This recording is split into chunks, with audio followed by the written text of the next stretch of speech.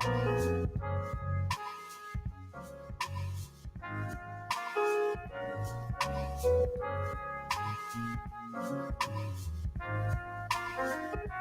up? What's up?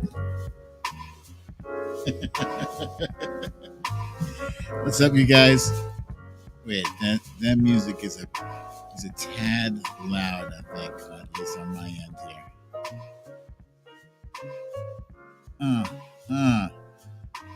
What's up, you guys? It is Tuesday night at currently 10:19 in the PM.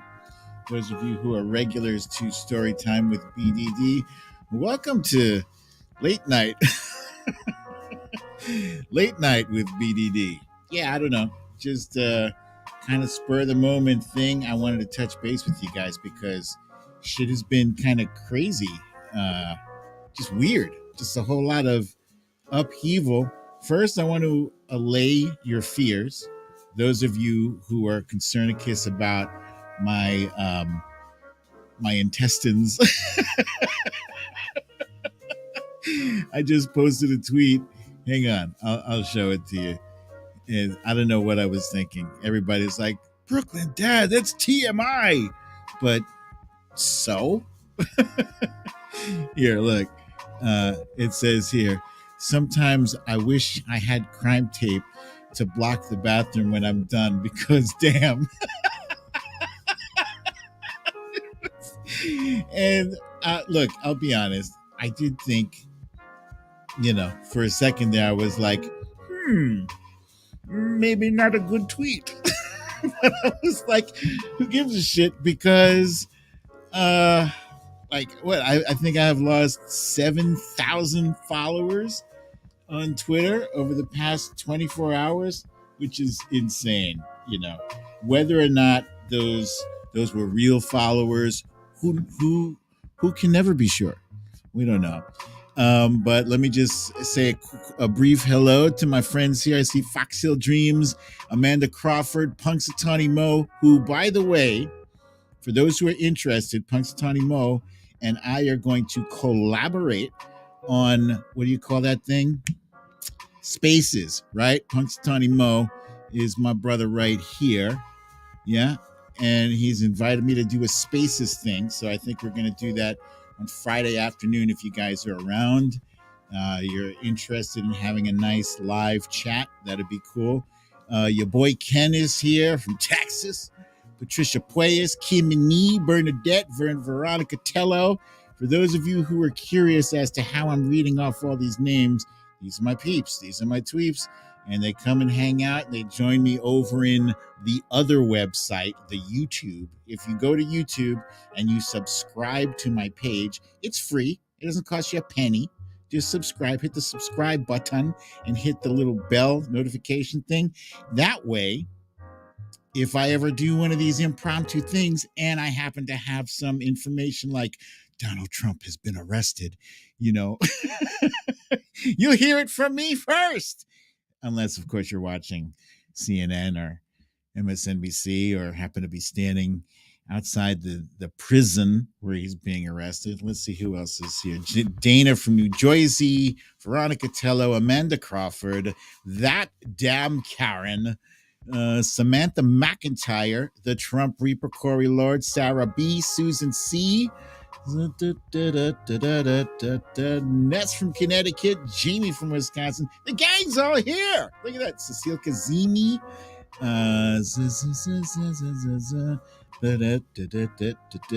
Oh, yes. And Ness with the friendly reminder to leave a like and subscribe. Thank you for that. And Foxhill Dreams, thank you for the kind donation. Solid Blue Sister says, my turn to talk. What's up? Okay, so earlier today, I had a recording session with some of you might be familiar with Plastic Martyr. Plastic Martyr is a very fashionable. Let me show you who she is. Let's see, right there. There she is. That's Plastic Martyr, and she's a wonderful person who I had the pleasure of speaking with, of interviewing today. and that interview is going to be streaming on Twitter and YouTube. But don't watch it on Twitter. Watch it on YouTube with us. We're gonna be watching. We're gonna be chatting about what's being said and everything, and it's pretty fantastic. I'll show you all I have for you right now. The only behind the scenes look is wait. The only behind the scenes look I have for you right now is a little testing 1-2 thing that we did, which I'll show you right now. I'm just clicking record now so that I can do a very brief actual test. So let me hear you say something. Okay. Blah, blah, blah, blah, blah, blah, blah, blah, blah, blah. Penis and vagina. Yeah. Okay, hang on. Yeah, I gotta tell you, she is all right. She is definitely, she was fun to talk with, and it got real. Some real stuff was said. So Brian Terrell, I see Brian has jumped in and joined us here in YouTube land. Thank you, Brian. I appreciate you. And Miss Deborah says hello to all studio at LB. I see you, my friend. So yeah, we had a nice time. And some things I think will surprise you. Some things you might already know. Our buddy Jonathan Slater, aka Philosophy, got greedy and had asked all of the questions, all of them. Hello, Corey Lord. I see you, buddy. I see you there. So yeah, what else did I want to talk to you guys about? This Elon Musk acquiring Twitter. So what? So what? Really? I look at it like this. I got a flashback yesterday when everybody was kind of freaking out. Was it yesterday? Yeah, it was yesterday. Everybody was freaking out. What are we gonna do? Elon Musk is buying Twitter. He's gonna bring Trump back. And like, okay, first of all, guys, ladies, we survived that shit. Not only did we survive, we didn't just survive, we thrived during that era. That was an error. Meek Spees, I see you, buddy. Welcome. And Tina G, of course. Yeah, we survived that ordeal, and we came out of it stronger. But the flashback I got was from November 9th, 2016. It was the day I became Brooklyn Dad Defiant. I was originally Brooklyn Dad for Hillary. That was my original handle. And November 9th, 2016, I became Brooklyn Dad Defiant because everybody was running around like a chicken with their head cut off saying, we can't stay because Trump is the president and the trolls are going to come. Like, what? Man, please. The whole Defiant thing, people think the Defiant is in defiance of Trump, and to a lesser degree it was. The Defiant came from, I was defying the defeatism within our party, within our ranks, within what was later to become the resistance. That was that. I was like, I'm not going to take this shit. I'm not going to weep about it. I'm just going to keep marching forward and keep fighting. And that's what I did. And that's what we did. So my flashback was there. With that said, some of you may have heard of this other site. It's interesting. It's called Counter Social, and it's been formed by this guy. I believe his name is The Jester. I checked it out. It kind of reminds me a little bit of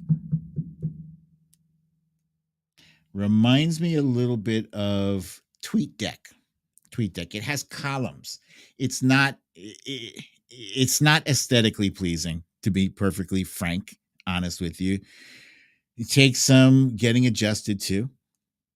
But I checked it out and I found a bunch of our friends there bunch of our friends are in there. I'm still trying to find the rest of you guys in Counter Social, but fear not, I will find you. I'll find you, damn it. But yeah, so I went there because I didn't want to miss out. Fear of missing out is real, right? Have you, I don't know how, raise your hand. I know some people hate this shit, but who cares? I don't give a damn about people who want to criticize people who want to do shit like this.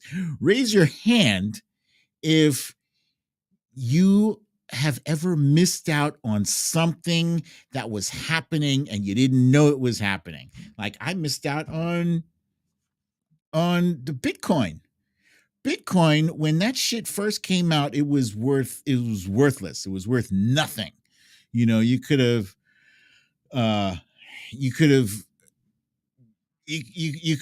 bought a million Bitcoins for the amount that a slice of pizza would have cost you. It was worthless. So some folks bought it and got filthy rich. I did not. I thought the cryptocurrency was for, drug dealers and criminals. That was it. So I missed out on that. And yeah, I missed out on a bunch of things. And so here comes this counter social thing.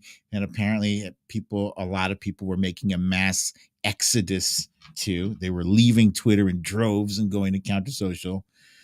First of all, I do have an account there, but it's not because I'm planning on leaving Twitter. I'm not going anywhere. I'm staying in Twitter. Somebody's got to stay and fight. Huh? Somebody's got to be on the side that is fighting against the misinformation. And right now, Twitter is still that place. Make no mistake about it. Yeah, counter social, it has some potential. And, if worse comes to worse and we absolutely positively need a life raft, let's say Elon Musk starts charging $5 a week or even $5, $10 a month to try to make this thing profitable, because I understand that's what he wants to do. He wants to make it profitable. Let's say he does that. Then a bunch of us are like, screw that. But right now, Twitter is serving as the town square. It's serving as the place where people with many differing opinions show up to fight it out virtually, right? So right now, that's still happening. We are still fighting it out. And the proof is post a tweet, saying that's pro Biden, and you'll see some little shit heels pop on your tweet and tell you why Biden is failing and blah, blah, blah, all this shit. Yeah. So it's still working the way it's supposed to. What people are concerned about is Trump being brought back and other people who spread misinformation, are going to be coming back. That's fine. They never really left. We still have Lauren Boebert on Twitter. We still have Jim Jordan. We still have Matt Gaetz and, those knuckleheads. Granted, Trump had a much larger audience, but for the most part, what did he affect, really? He had Twitter, lost the election anyway. Huh? Not by a small amount. He lost it big. He lost the election by 7 fucking million votes. 7 million. That's a lot of votes. And he had Twitter. So is it going to give him any additional oomph? No. And I'm pretty sure that when he gets back on, everybody is going to flock to his account and tell him what an asshole he is. I will.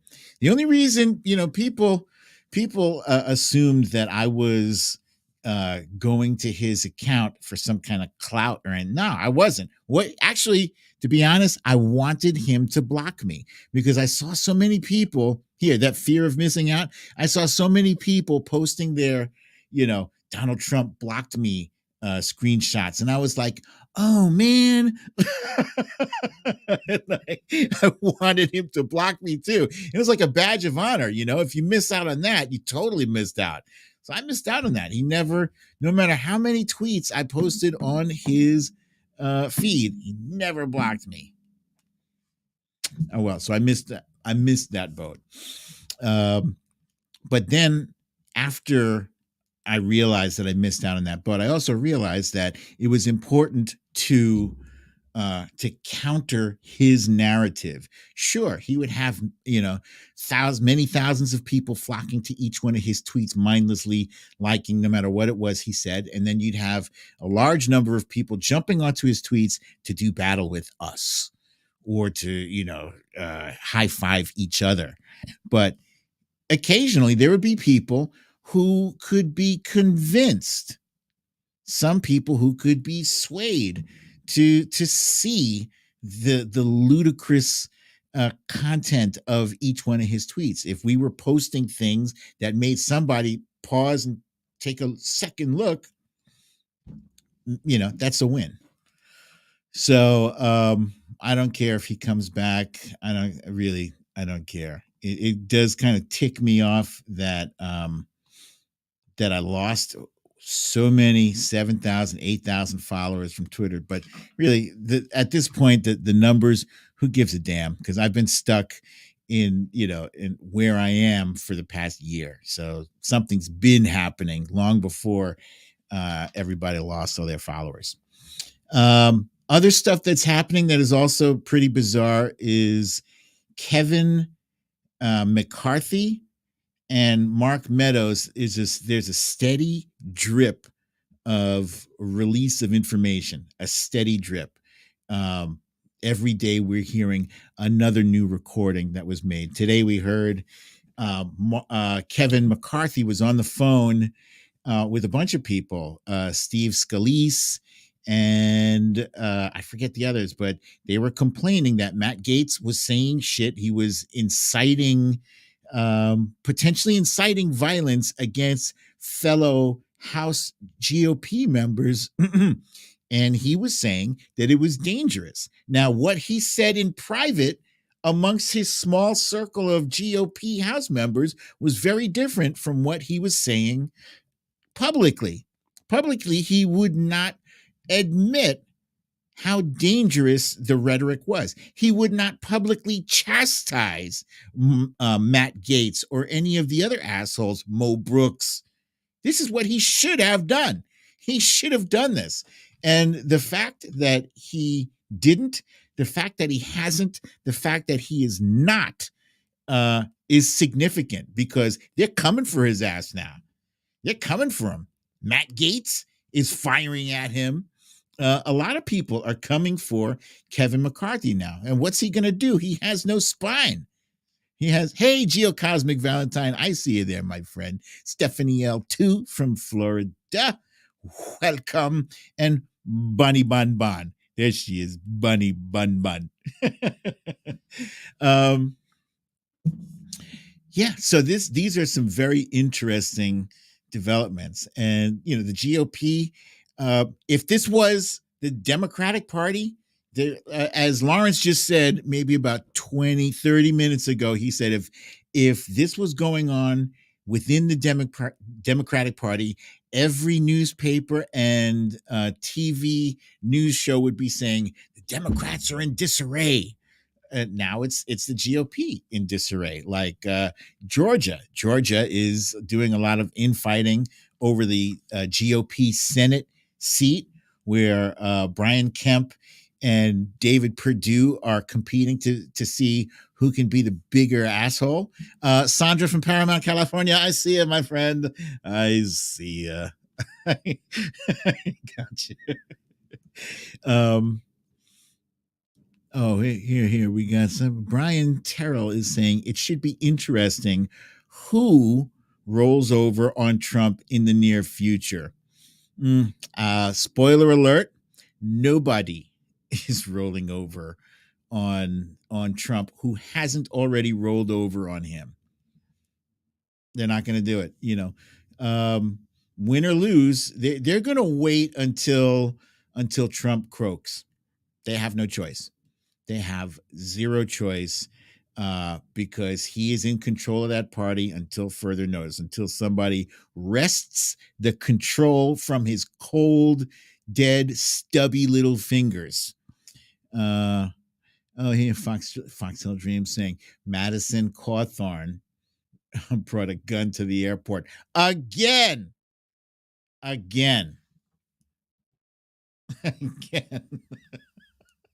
This is the GOP, and as crazy as these things sound, as crazy as these revelations are that are coming out, people are like past the salt. Is nothing different.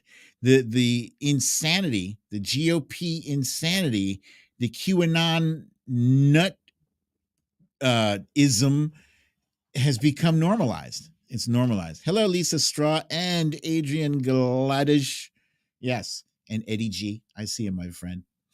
I wanted to share a few things with you guys that I saw that was interesting. I'm done talking about Kevin McCarthy, and Mark Meadows is, he's got the text messages that are, patient zero of January 6th messaging.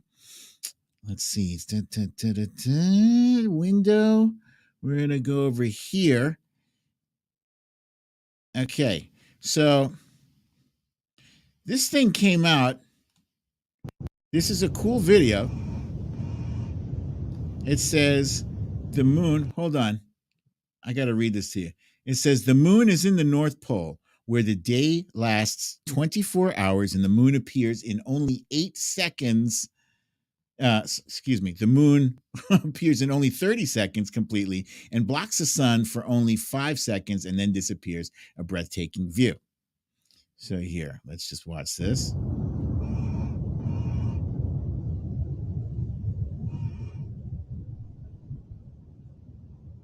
It's pretty incredible, right? I mean, first of all, look how goddamn fast the moon is moving. That's insane. And then cuts in front of the sun. The sound effects are insane. And then the moon disappears over the horizon. Okay, so without further ado, the news is that shit is fake. It's as fake as the day is long. It's fake. But when I first saw that, I was like, oh. I thought it was possible. God damn. Yeah, that moon was massive. If you ever see the moon that big in the sky, we're in trouble. We're all about to die. If you ever see the moon that big, yeah. Meek Spears says real physics would not allow that to happen without everyone being ripped to shreds. Yeah. But it was funny though. It's very funny. Okay, and the other thing I wanted to show you, this is similar to what we typically do on show anyway, is some timeline cleanse stuff here. This is from our friend Philosophy, aka Jonathan Slater. I enjoyed this very much.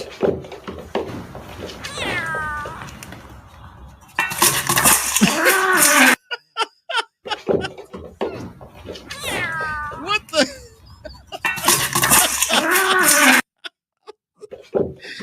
Oh my God. That cat is a hot mess.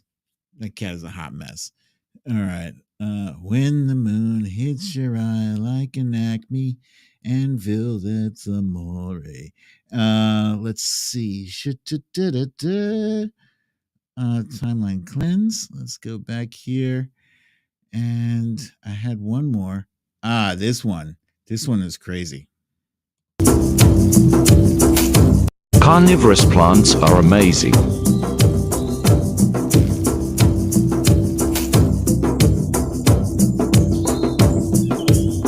Carnivorous plants are amazing.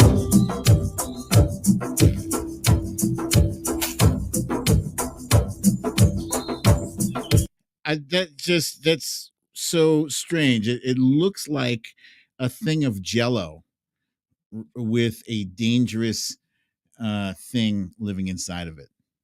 Feed me Seymour. Yeah, indeed.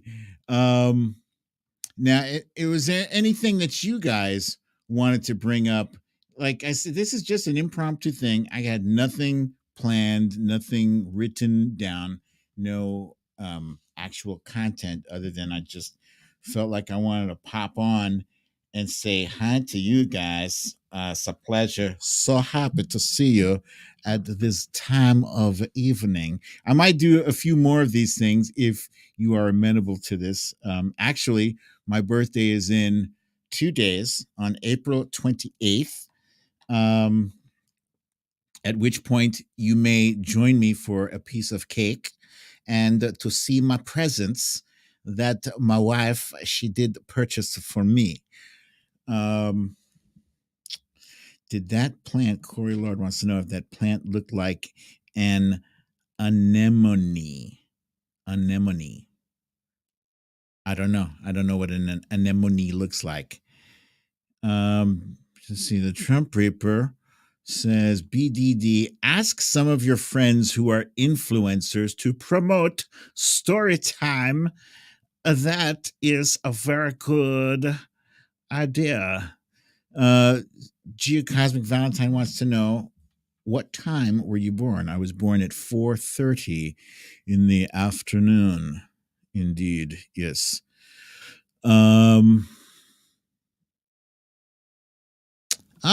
Eddie G wants to know, any comment on the Johnny Depp Amber Heard trial? Yeah. Now, I haven't been paying very close attention to this. Here's what I did learn. I learned that Amber Heard was abusive, physically abusive to Johnny Depp. And she also took a shit in his bed. That's not funny. I mean, it kind of is funny, but it's not funny. Abuse is not funny. And just the fact that he is a man, doesn't make it any less serious. My wife and my son earlier today, apparently they know more about this case than me. They said that Johnny Depp had apparently said some horrible things to/about Amber. So I think if Johnny Depp is the one who is being abused, then that's the way the court ruling should be. But I frankly, I don't know enough about what happened, based on the shit that I heard. I think Amber Heard is guilty. That's it. Lisa Strauss says she loves this time, and Leopard Girl says this time works for her new work schedule. Here's my concern. We have our friends over there in Portugal, yeah? And what happens to them? All of our friends in Europe, right? Lee Saunders, what will happen to her?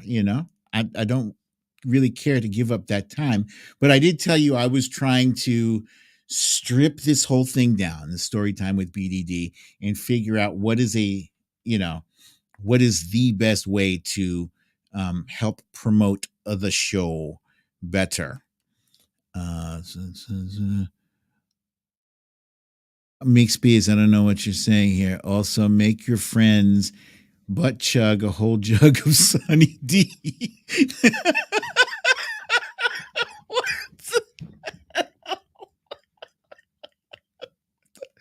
What are you saying, my dude? Excuse me. Oh boy, that's good. That's a good one.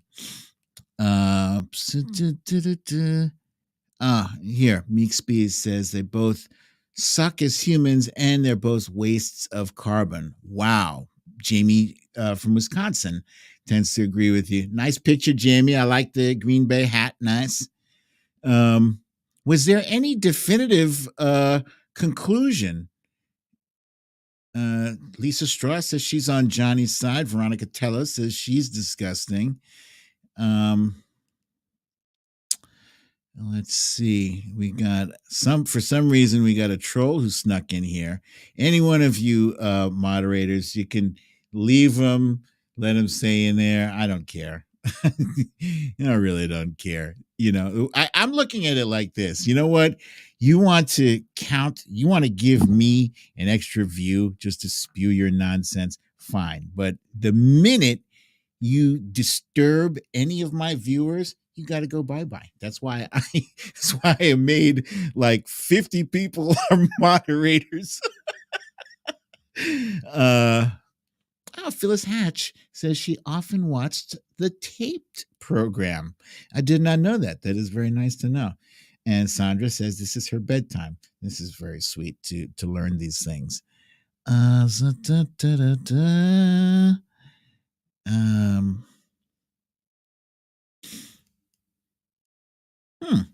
Adrian says, what if you posted a video of relevant news and commentary during the regular time, maybe 8 to 10 minutes, and then do some late night lives like this?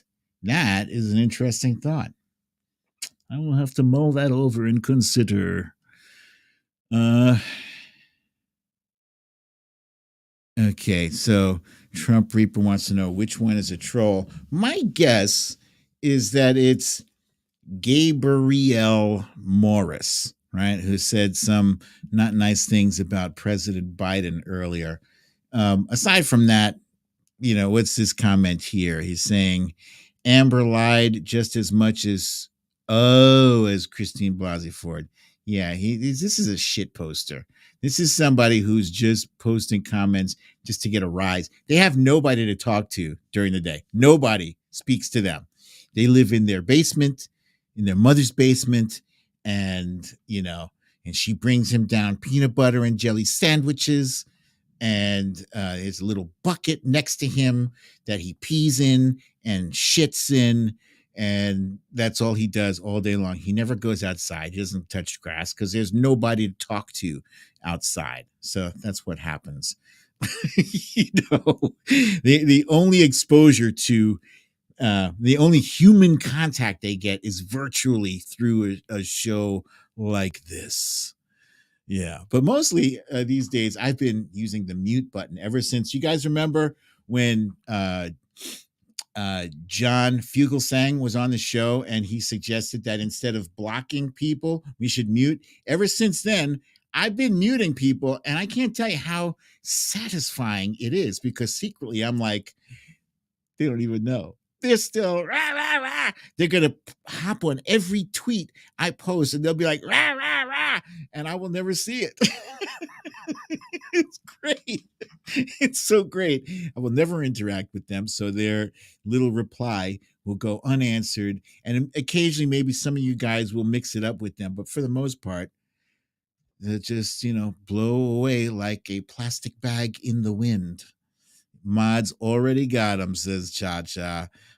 You guys with the thumbs of doom. There is nobody better than this office. I told, this office, than this group of viewers here. I invited Plastic Martyr to watch the show with us tomorrow. So she will likely be here commenting, in the comments with us. It was a fun episode. It was a lot of fun, and I really hope you guys do enjoy it tomorrow. Eddie G wants to know, do you think that perjury Taylor Greene will be found for perjury? No. And I'll tell you why.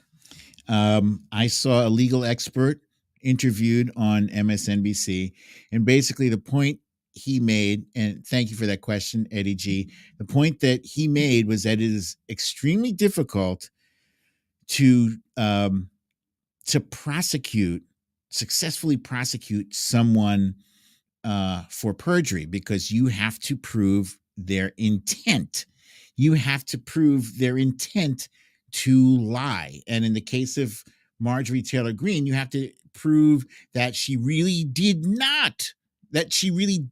remember when she says that she didn't remember. You have to get through levels of that, and it's damn near impossible. So I don't worry about that. I think she's going to be her own worst enemy this year. I hope, I pray that voters will see her for the flaming bag of shit that she is. Really, even if even if you were, even if you're one of those voters who's like, yeah, as long as they trigger the libs, I'm all for that. Seriously, what has she accomplished? What has Marjorie Taylor Greene accomplished? What bills does she have her name attached to that were passed? None. She's just starting trouble. That's all it is. And is that worth keeping her in office when real people have real problems that need real solving?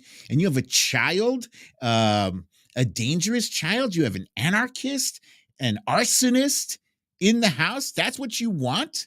That's what you're going to stand online and vote for?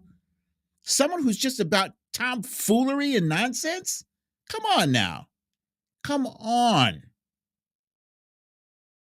It's time to move on. Our country is not perfect, but it's a great country. I'd rather live here than in any other country on the planet.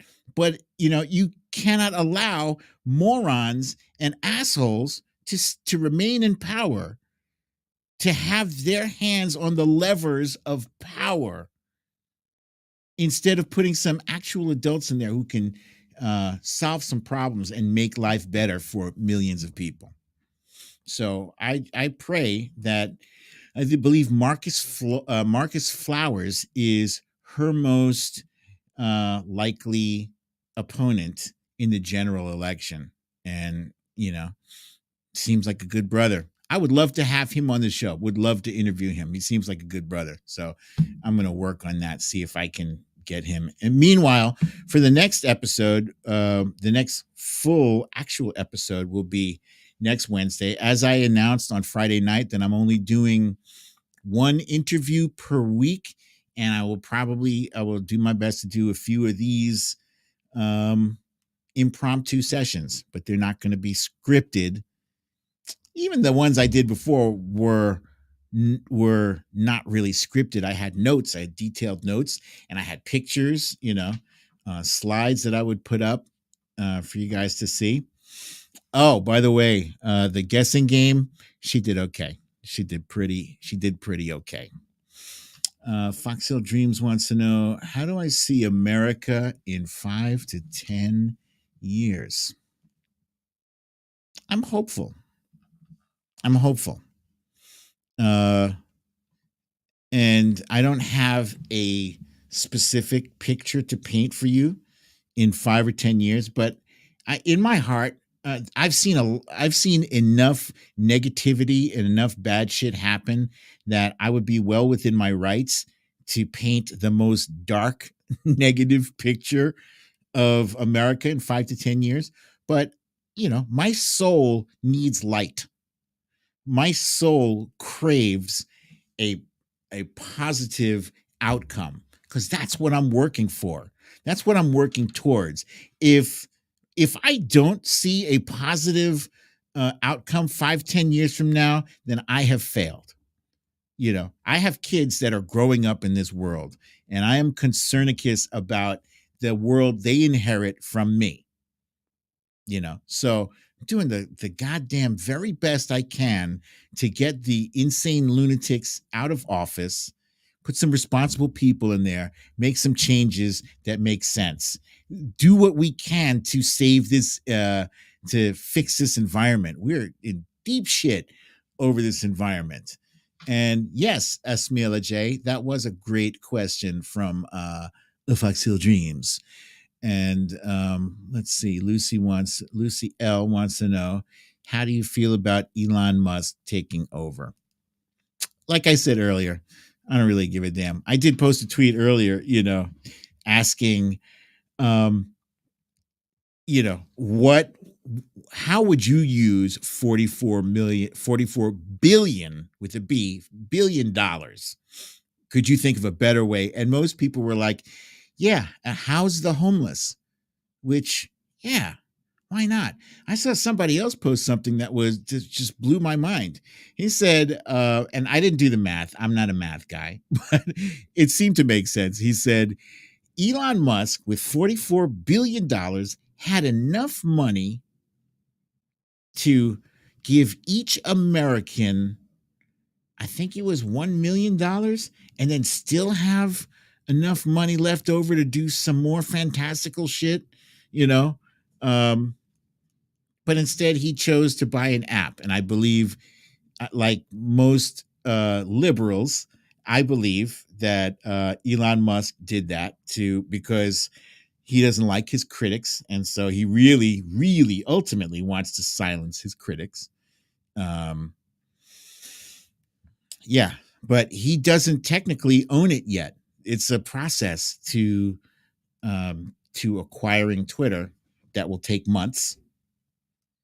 I heard that the Tesla stock is going down. It's crashing. So it's not a done deal yet. But even if it is a done deal, who owns it doesn't really make it a difference. Not really. We'll see. Worst comes to worst, there's other apps. Twitter, if we were all to leave Twitter, us, when I say us, all, I mean liberals, predominantly liberals, what would you have? Twitter would become Truth Social. It would become Getter, which is basically unusable because doesn't anybody really care about Parler or Getter or Truth Social? Twitter is the gold standard. It's, it's where people come. It's where people come to kick the Willy Bobo and to share their political opinions on shit, or to share their opinions about what they would,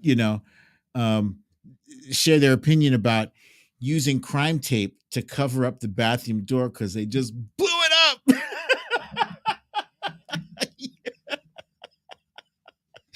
Everybody was like, Brooklyn, Dad, that's TMI. Yeah, okay. Maybe it's TMI, but you know what? I guarantee you a whole shitload of people read that tweet and they're like, yeah, you know what? When I take a dump, it is like a crime scene. It's true. Who amongst us does not dump? Real. It's real. Let's see. Wait, why is Corey congratulating? Why is Mo congratulating Corey? What did Corey say here? Oh, Corey Lord is going to be an uncle. Congratulations, my friend. Congratulations, gonna be an uncle. That's beautiful. I love it so much. I love it. It's beautiful. Twitter stock went up. Bernadette says buying Twitter was all about ego from Muskrat. Muskrat is good.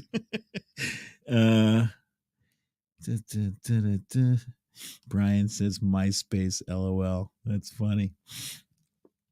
Okay, so guys, that's pretty much it. Hello, Samantha Hawkins. I see you there. I see you. Amanda wants to know if I've seen the commercial about women pooping. I'm going to look for that shit now. I'm looking for it. And I haven't heard the latest update on Malcolm Nance. You know who has been talking to Malcolm Nance a great deal has been Stephanie Miller. She's been talking to him at least twice a week.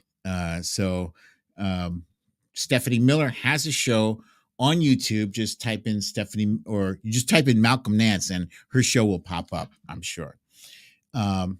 So guys, yeah, that's pretty much all I got for you. Just wanted to say hi, because my soul is accustomed to doing this show 3 times a week, Monday, Wednesday, and Friday. So I do enjoy our interactions and our chats and whatnot. So I will see you guys tomorrow at 5:30.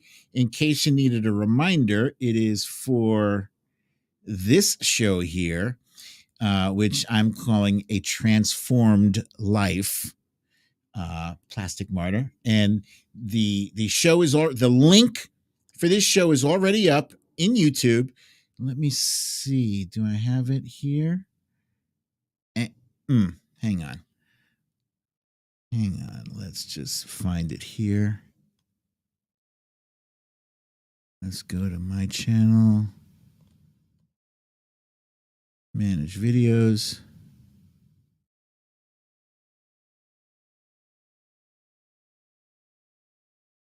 Live.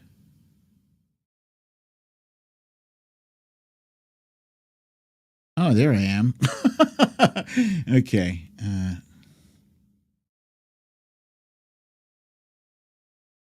Wait a minute. View on YouTube.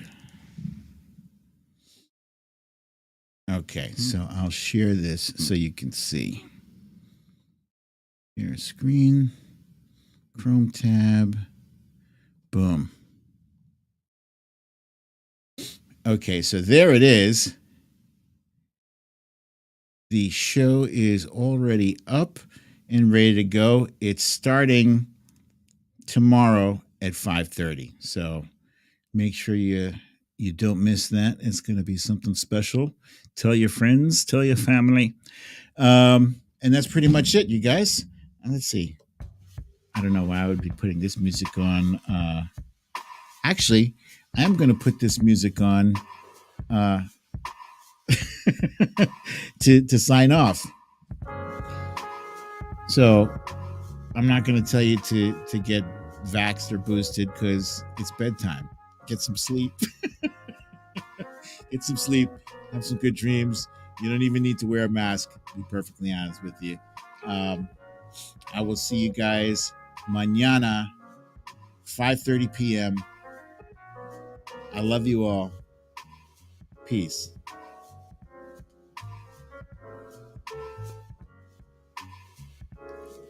That's chill.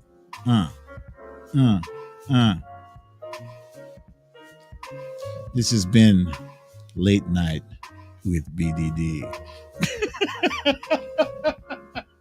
I got to say that without the laugh. Let me try it again. This has been Late Night with BDD. Coming to you live in your Twitter space, in your YouTube space. Poop, oop, a doop.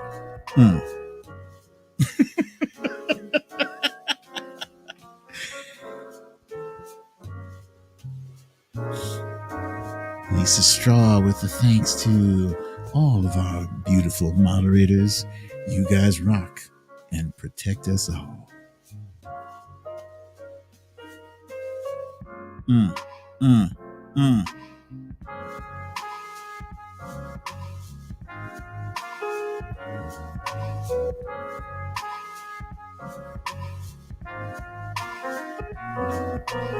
Tina G got her second booster on Saturday. That's what's up. Congratulations, Tina G.